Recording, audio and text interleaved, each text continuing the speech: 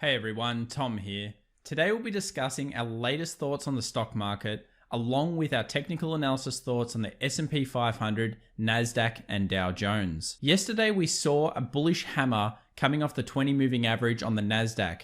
We're taking a look at that, but more importantly, teaching you a way to look at candles a little bit differently that I think will help you a lot in the markets. Stay tuned. I wanted to begin this video by discussing yesterday's moves. Firstly, Wells Fargo did not report that well. JP Morgan came in a little bit better than standard. And what actually happened was we had big moves in sectors that have not necessarily been that loved. Berkshire did really well. We also had oil and energy doing well and some healthcare doing well. And this is off the back of the Moderna virus vaccine race news.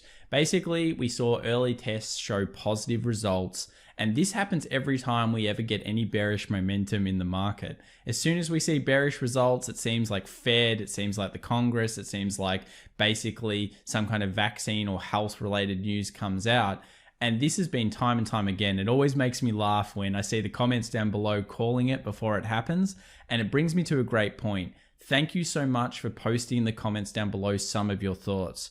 Some people in the trading community have great ideas, and you'd be surprised how often I read these comments and I actually think that's actually really logical. It makes sense, and I bring it to everyone's attention. So continue posting. I really love it. And of course, thank you so much for subscribing. We're on our way to 20,000, and I'll stay true to my word. We're giving away $500 when we reach 20,000 subs, and we're just going to give that away to a lucky subscriber as on that point. So thank you so much for following the channel. So let's get into another important fact. Yesterday we mentioned 25% of the volume that on the way up has been retail traders, and the retail herd have really been piling in on the market. This means there's a lot of money in the sidelines, and this money will eventually have to come back out of bonds or cash where it is and come into the stock market. And it will be the next slingshot for the market over the next decade. What I wanted to bring up though was something which Ray Dalio said a little while ago, and that was the lost decade. And I'll be doing actually a video on that over this week. And the reason I'm doing it is I have a different take on it. But I believe that possibly indexes, in terms of indices in general, will not necessarily be the best investment over the longer term because of the nature of the stagnation we might see in the economies coming out of this crisis.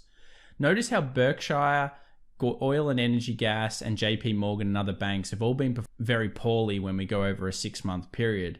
But what's going to happen is we're going to see rotations in and out of stock sectors over time. And I think it's actually going to be the best decade to be picking stocks more so than just following a flat indice. You can still trade the indice, but it may not be the best time to possibly invest in indices, and we'll be discussing that point. So one thing that I am looking at is, of course, how if we have good news or anything that happens that's going to be good in the economy, we're really seeing most of the value in terms of the longer term value possibly now out of the big 5 stocks and in some of these beaten down stocks that could go very well over the long term. The ones with good cash flow still and the ones with good fundamentals. And I stress you want to bring your technicals with your fundamentals whenever possible when it comes to trading. Use both and you'll have more success. So let's get into those technicals and talk about the Nasdaq first up. Well, firstly, the 20 moving average held again. We've talked about it so many times on this channel. That is the red line here. It is the exponential moving average. And yesterday we saw a big bullish hammer happen straight off from basically coming down to the level we talked about, and it quickly reversed, and buying the dip was very fast and very sweet, and effectively it came straight back up and it created a bullish hammer. Now, a few people may say, is this a bullish hammer? I thought it might look a little bit different. They may agree or not agree. And there is actually a way of breaking down a bullish hammer or candles so that you can always statistically look at something time and time again. One of the ways I like to look at a candle is, firstly, I want to understand the dynamics between the buyers and the sellers. So what is a bullish hammer or a hammer actually showing us? Well, effectively, at the open over here, prices opened on that time frame. Let's call it a daily like we saw on the Nasdaq just before. Then the market has moved down during this daily candle and it has reached a low, which has then been rejected. So the sellers effectively have gone down. There's been some bearish momentum. And then at some point, the bulls have come in and said, there is serious value here. I'm interested in getting into the market. They get into the market and they push it higher. and then theoretically it closes at a previous point higher than it opened. Now that's a quintessential bullish hammer or pin bar or whatever you want to call it. That's the perfect. But what do we see in the real market? Well, we don't necessarily see that. Notice I've got a red one next to it. It's because it doesn't matter what color your chart is. It could be green, it could be red, it could be blue. It doesn't matter. The premise is that there's been a rejection of price where the bears have lost control and the bulls have regained control. And that's the momentum or the slingshot effect that makes the hammer or makes the shooting star such a good candle. And this is out of our course and we talk about this a lot. One thing though that changes the game in my opinion is breaking candles down to percentages. So here we have a candle and what we've done is we've broken it down to a percentage in the course, talking about it doesn't really matter necessarily whether the open or the close are higher than the other point. It's more about the momentum that we're seeing, where basically the candle has come down, whatever the range is, and then it is bulled back up and effectively closed in the top 20% of the range. So if it's done that and it's closed in that top 20% of the range, it's shown that slingshot effect. It's shown the aggressiveness of the market in that direction. And hopefully that makes sense to everybody, but it is a game changer when you think about candles as percentages and you think about candles from that point and break them down that way. It will change the way you look at trades. Very important. It's all about the psychology of the market.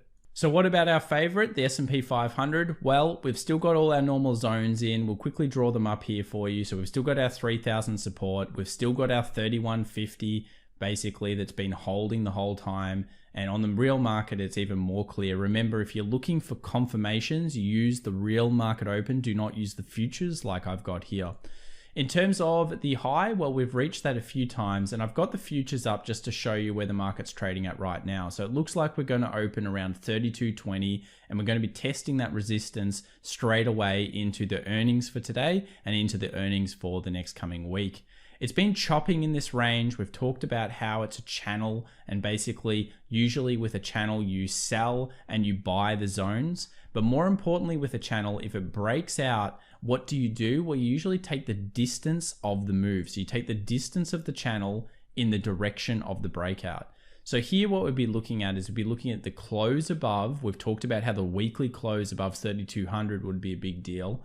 And then we want it to come back, retest the previous resistance, show us roll reversal. And what we want to see is on a smaller time frame, change of trend. Now I continuously reiterate that on the channel because it's key to actually having success over the long term, making sure you have multiple reasons of confirmation to get into a trade. So there's the channel, that's the distance that we're looking for. If it rejects today from this price, well, we're still really in a kind of difficult trade zone. Could you short up here? You absolutely can. It's one of those high reward to risk kind of trades. Basically, you place your stop loss above the high, and then of course, you usually short it. The only problem with that is really going to be that the market shorted already off it aggressively and then quickly boosted straight back into it. So if it doesn't short off here again, it's going to probably try to break it. We are seeing, of course, divergence on the MACD. We're going to be seeing divergence on pretty much any indicator you put up there. I'm sure most of them are showing it.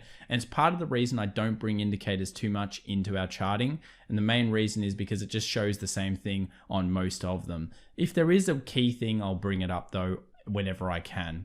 So we might see a rejection. Again, we want to usually see a change of trend on the smaller time frames towards the short. We'd expect the 3150, this current 3230 level, and of course the 3000 still to remain the key levels unless we see a breakout either way. Time will tell, but we're about to test resistance today. On to the US 30. Well, what's happening? Well, the US 30, as many people have rightly pointed out, has a lot of companies that may possibly show you a little bit more about the real economy. And it has, in terms of the Dow, it has been weaker than the S&P 500 and of course the NASDAQ, with the big companies in this suffering a lot due to the crisis. So we saw a bit of a breakout yesterday. The close was above the previous resistance here at this 26 kind of 38, and it's now above all the moving averages. The 200 SMA on the daily has held it back, but it's rejected that and it's gapped up. Now we'll go and probably see it try to test these previous peaks with a bit of rotation into value based on that kind of vaccine news yesterday. We might see it test up here, firstly come down do the role reversal where it might come down, test here, go back up, test this point, and then we'll have to see what happens. That's the kind of thing you're looking for trading. Remember, it's really smaller time frame trading that you can do right now. Long-term investing, you're looking for specific stocks in possibly beaten down sectors that have good cash flow.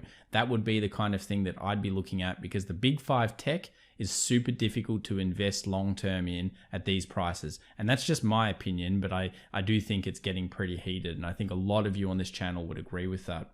So yeah, that's the Dow. Really, the Dow is pretty good technically. It's had some really nice role reversals where previous resistance has become support. I think it's had a really nice trade off these levels. It should have a nice trade off these levels into the highs. And if we continue to see bullish momentum and good earnings, that's what we'd expect. But we are in earnings season, and earnings at the end of the day will change the game. If earnings are bad and we see key breaks of like this 25,000 level on the Dow, well, guess what? The short is on. If we see key breaks above, the long is on.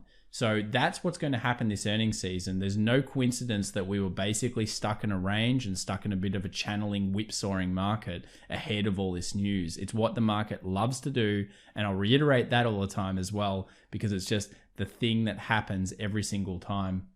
So quick earnings update in terms of what's coming out. These are the companies to watch today. Obviously, we have Goldman Sachs doing reports. There's even more news next week, and we'll continue to have a bit of an economics calendar every day with these key companies, and you should be watching them every day to make sure that sentiment is still holding. Remember, sentiment is key to the markets, and depending on how many companies beat or meet expectations or don't meet expectations will change the sentiment on a daily occurrence. We should be really tracking all of that information, and I'll try to get a tracker for you so you can see how many are beating, how many aren't beating, and how many are neutral, because that will change the way the market is. But at the end of the day, the price action is going to be showing you what's going on. So I wanted to bring up this Robinhood tracker, and I just wanted to discuss some of the top stocks. Now, obviously we have Moderna getting rushed into by retail traders yesterday, but there's also Tesla, which continues to have a pile in on it. 22,896 extra retail traders piling in.